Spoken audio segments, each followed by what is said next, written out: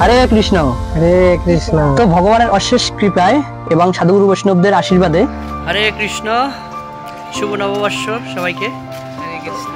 তো প্রভু আর আমি এখন যাচ্ছি একটা বাসায়, যে ভগবানের চিত্রপট স্থাপন করে কালকে থেকে সেই বাসায় তারা সর্বদা প্রসাদ পাবে, সেই উদ্দেশ্যে। হরি বল। ইতিমধ্যে চলে আসছি সেই প্রভুদের এই বাসার সামনে। এখন আমরা ভিতরে প্রবেশ করবো।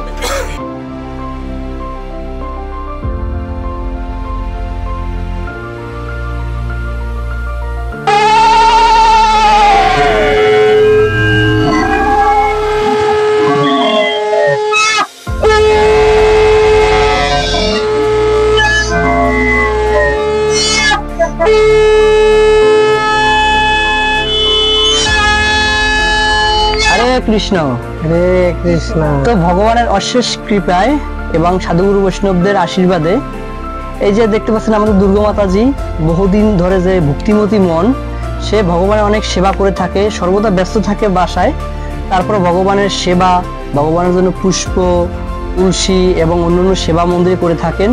তো আমাদের এই বিষ্ণুলোক সেবক দাস প্রভু এদের গাইডলাইন দিয়ে থাকেন এবং প্রভুর অশেষ করুণায় এবং মাতাজিদের অশেষ ভক্তিতে তো আজকে মাতাজিদের বাসায় ভগবানের চিত্রপট স্থাপন করা হয়েছে এবং তারা মনস্থির করেছেন যে কালকে থেকে ভগবানের প্রসাদ গ্রহণ করবেন।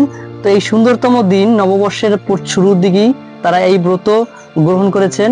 তো বিষ্ণু প্রভু কিভাবে করে কিছু বলুন। হরে কৃষ্ণ। সবাই আশীর্বাদ করবেন যেন এই কৃষ্ণ প্রসাদ মানে পাইতে পারেন। এবং একটু কৃপা করবেন দুর্গা মাতাজি, দুর্জয় প্রভু আমাদের, তো হচ্ছে আমাদের তারপরে কি পূজা মাতাজি, বাবার নাম কি জানি, সঞ্জয় প্রভু, সবাই মিলে যেন সেই কৃষ্ণের সংসার করতে পারে। হরে কৃষ্ণ। তো তুমি কি আর মাছ মাংস খেতে চাও না কৃষ্ণ প্রসাদ খাবে? হরি বল। তো মাতাজি আপনি এখন থেকে ভগবানের নিত্য নৈমিত্তিক সেবা করবেন এবং আর কোনো পাপ কার্যে জড়িবেন না, তাই তো? হরি বল। হরি বল। তো হরি বল। তো মাতাজিদের জন্য একটু সবাই প্রার্থনা করবেন। আমরা একবার হরে কৃষ্ণ মহামন্ত্র উচ্চারণ করবো। হরে কৃষ্ণ হরে কৃষ্ণ কৃষ্ণ কৃষ্ণ হরে হরে, হরে রাম রাম রাম হরে হরে।